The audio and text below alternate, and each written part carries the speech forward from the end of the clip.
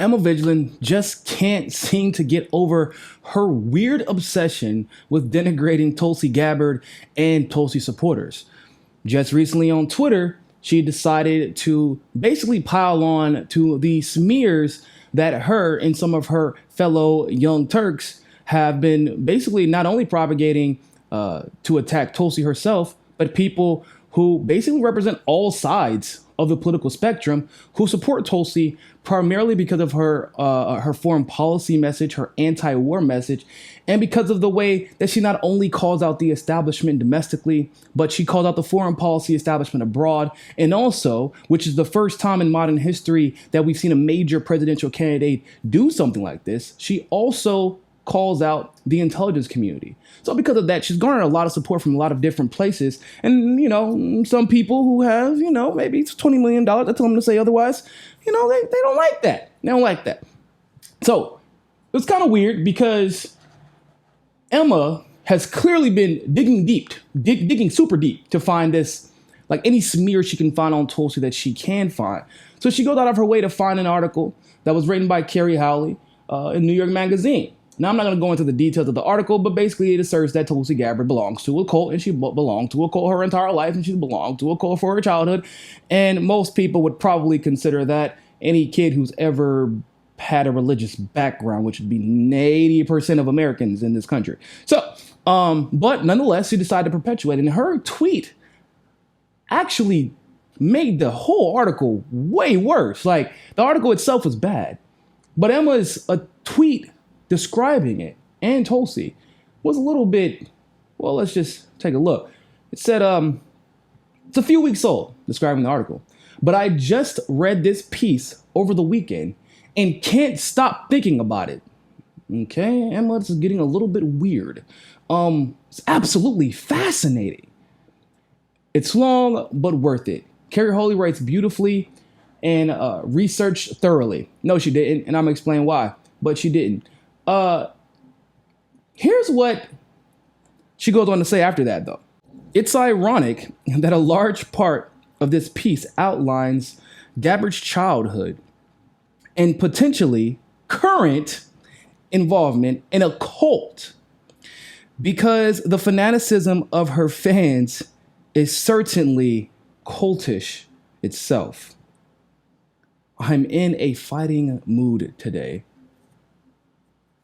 Really? That's interesting, Emma. And we're going to just dissect that piece by piece. But I want to be really clear about something. Do you want to know what the worst part about all this? And this is something that I don't think has been said on camera. This is something that I don't think has been said by any of the major progressive media outlets. So we're going to say it here today and you'll understand why whenever I finish by the end of this video. You're going to understand why. So the worst part about this whole Tulsi cult thing, about all the smears that have come out. Most of the smears picked up by major magazines like New York Mag, major progressive, $20 million progressive outlets like TYT, major Twitter personalities even, major political influencers like Anna Kasparian and Emma Vigeland. All those smears, they come from a person named Christine Graylow. Now, this woman is a little bit off a rocker, to say the least. But she has a restraining order against her from constantly and continuously harassing and stalking the Gabbard family. Now, she's done so much that she was fired from the last publication that she worked at. But why would you go out of your way to continue to do something that's been so damaging to your career? It usually means that there's somebody, funding this effort, usually, right? And of course, you would be correct. There is somebody funding this effort. And Emma, this is the part you should really listen to. Anna, come on, you can sit right by come sit right by the campfire too. Let's talk about this. This woman, Christine Graylow, was tasked out, I should say, to smear the Gabbard family by a wealthy man named Nick Bredimus. You want to know why? Oh, You heard wealthy, so you already kind of starting to guess. You see the picture, so you're starting to guess even more. And you're probably guessing, and you're probably right. So let's go ahead and read. This is a piece of an article that I'm going to link in the description. I hope all of you take time to read it. But you're probably right. The Bad Neighbor.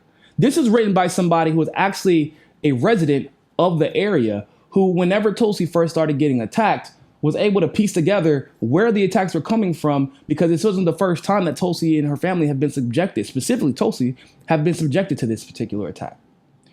This is just a piece of it.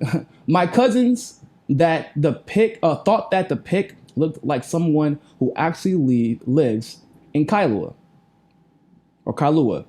Don't attack me. An extremely wealthy man known as Nick Bredimus. Everyone who has lived on that side of the island for a while knows who Bredimus is. Ever since the Gabbards exposed him to their neighbors as a pedophile and a child pornographer, convicted of molesting boys as young as 11 years old. This is the man who tasked out Christine Graylow to start smearing the Gabbard family.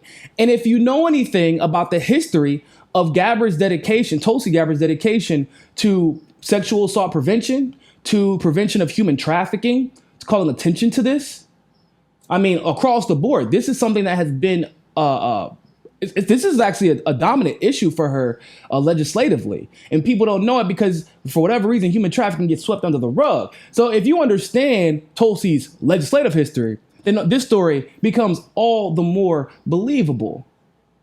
So Emma and Anna are quoting smears perpetuated by a convicted pedophile and a child pornographer. Yeah. That's not a good look, Emma. That's not a good look, Emma. Whew. But look, y'all. It gets deeper. Like I said, Emma, weirdly enough, decides to go on the offensive, even though what she said was weird enough. But she decides to go on the offensive and say that Tulsi supporters are cultists because we ask for facts instead of fiction, because we believe in the anti-war message, because we can see what's clearly being put out in front of us, that she is being shut down by both sides of the establishment for a reason. Because every other time in history that we have seen this, it's been for a reason. If you want to look at Mike Gravel, if you want to look at McGovern, if you want to look as far back as Henry Wallace, if you want to look as far back as 2016 with Bernie Sanders, if you want, hell, you could look right now with Bernie Sanders. Shut out by both sides of the establishment, attacked constantly and religiously, no pun intended, by both sides of the establishment. That's weird that we're called culty for basically supporting the same type of message, basically, as you support. And it's also weird that all of a sudden Tulsi supporters are culty, because does that mean that you're a supporter? Because in 2017, well, look, don't take my word for it. Let's hear what Emma had to say about Tulsi. For some reason, that bothers the Democrats, who are supposed to be the progressive party that don't want war. Let's read an article summarizing her meeting with Trump, and then I'll give you just a bunch of information about her policy on Syria.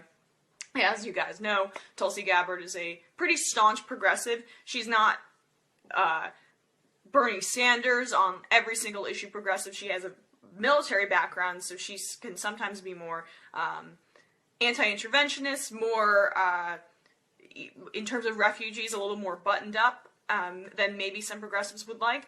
But overall, Tulsi Gabbard is one of my favorite politicians and one of the best people in Washington. She's shown immense bravery, both as a veteran and as someone who abandoned her position at the DNC to fight for what she thought was right. Oh, yeah. That was from 2017. And let's be completely honest, Tulsi has actually moved left on several of those issues that people may have had a problem with since 2017.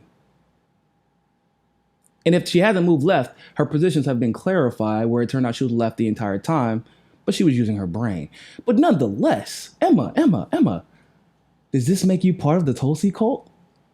Is that what that makes you part? Because you said that the positions that you are, everything basically that's out right now, you were aware of in 2017. Everybody was. Well, at least most people were. If you paid attention as a journalist, I'm sure you did. But she's your favorite. She showed bravery. Your words, not mine. Wow, Emma. I wonder what could have changed your tune. I don't know if it was maybe the $20 million. Maybe it was that. And that's how you survived the progressive purge of TYT. Maybe. I don't know. It could be the fact that your friends, your family, it's friends with the Warren family. That could be it also. Maybe it's because of your personal friendship with Anna and the fact that Anna and Tulsi don't get along. Maybe. But let's be clear. You've been, as my friend Pasta would say, exposed. That's exactly what just happened. Yeah. There's nothing that's changed about Tulsi except for she's gotten more progressive, more popular. And now one of your friends of your family is running for office, basically in a bid to take the delegates that Tulsi would win. And if Bernie overall had a chance to win more than she did, she would ultimately hand those delegates off to Bernie. But we know for a fact Elizabeth Warren won't. And that for some reason hasn't stopped you from propping her up.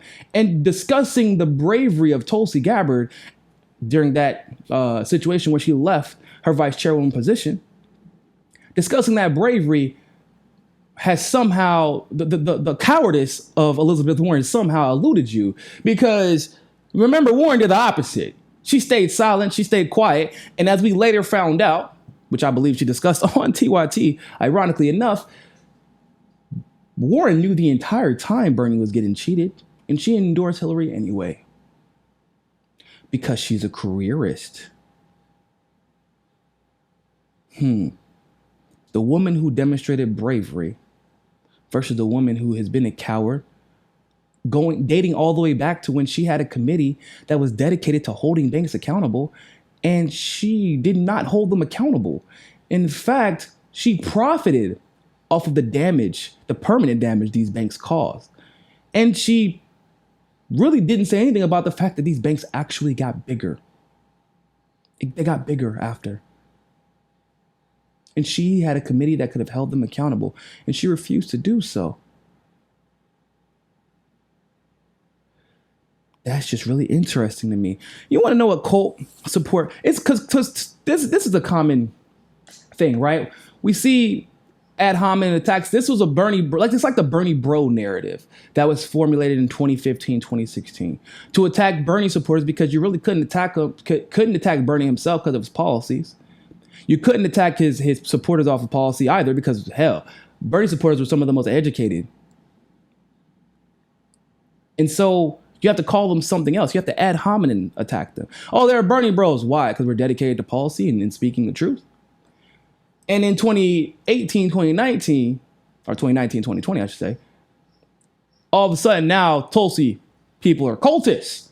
It's weird because whenever I called out Julian Assange and a couple of other people did as well, or we called out Bernie for not speaking out on Julian Assange, we were attacked relentlessly.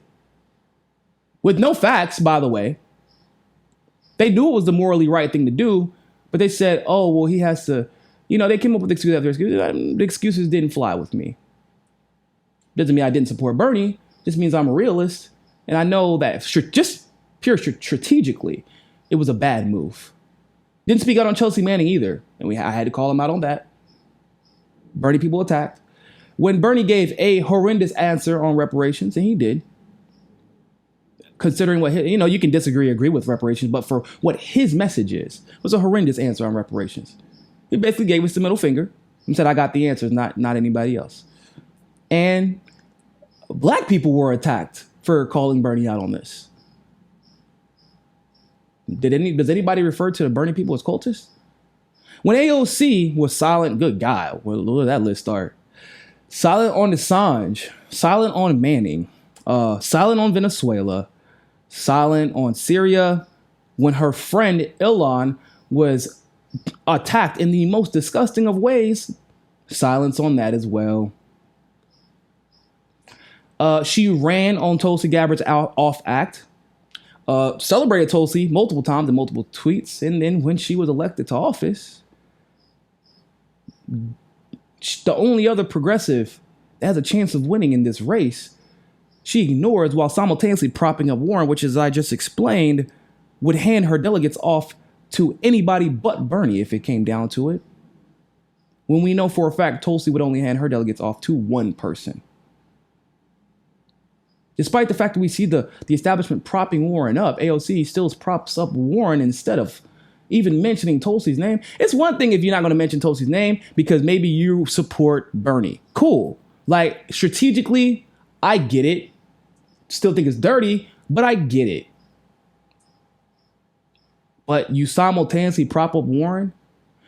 You sign on the legislation, or excuse me, you promote legislation, climate change, environmental legislation, that was put together by former fracking lobbyists Levin, Kamala, and Kirsten Gillibrand. That's when we know that legislation, in case you didn't know, that's going to make all cars electric by XYZ. Yeah, it's a fracking. It's a piece of fracking legislation. Because in order to fill those fuel cells for those electric cars that they are asking for, gotta frack. But when we call these things out, we're vehemently attacked for them. But you don't call AOC's people cultists. The fact that there are people, you can go through my comment sections. I'm going to love AOC no matter what. There are people who drink from the blood of Christ and eat from the body of Christ regularly. Okay? Do you call them cultists? Because pretty much religion is basically a cult, kind of. Yeah, just a little bit. Nope. Because it has nothing to do with Tulsi's religious history. It has nothing to do with her record, her policy. It has nothing to do with any of that stuff. It's not about the facts with you. It's about some personal agenda. And I can't really figure out exactly what that agenda is. But it's personal. And like Yellow, given all this, given the fact that they're perpetuating smears that were put together by a convicted pedophile. Given all of that, I'm going to demand, like Yellow Vest America did on Twitter, Emma, you need to resign. You need to resign now.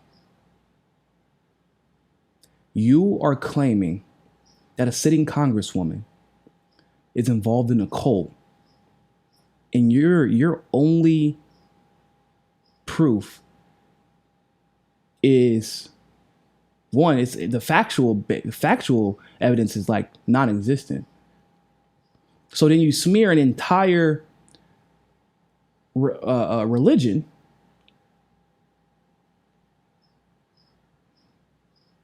and I mean, once again, I don't think that there are perfect people in Hinduism. I know a bunch of Christians who are involved in human trafficking. Look at Catholicism. Look at Catholic priests. I'm not saying that the people in the religion are perfect. But what I'm saying is we know what you're doing and you're playing on xenophobic smears. Because you believe, as a pretty little white girl, everybody will believe me. And guess who's been perpetuating these smears? Other white women. What a surprise. Emma, TYT, she got to go. This is the bottom. And I thought Anna was bad. No, this is different. This is the bottom of the barrel. This is disgraceful, reprehensible. And you call yourself a journalist? Disgusting. You do not deserve to call yourself a journalist, let alone a progressive. It's time for you to resign, Emma. Thanks for watching that segment of Mi Casa es Su Casa. Make sure you follow us on Twitter, on Facebook, on Roku TV, and on justinform.com. Also, You can make sure that you're subscribed to the channel by going to the subscribe button, pressing it, and hitting that notification bell to get all of our notifications. And of course, you can help us reach our goal of 500 patrons on Patreon by supporting the show by donating as little as $1. You can click on the link in the description below for that. And remember, more than anything else, find your balance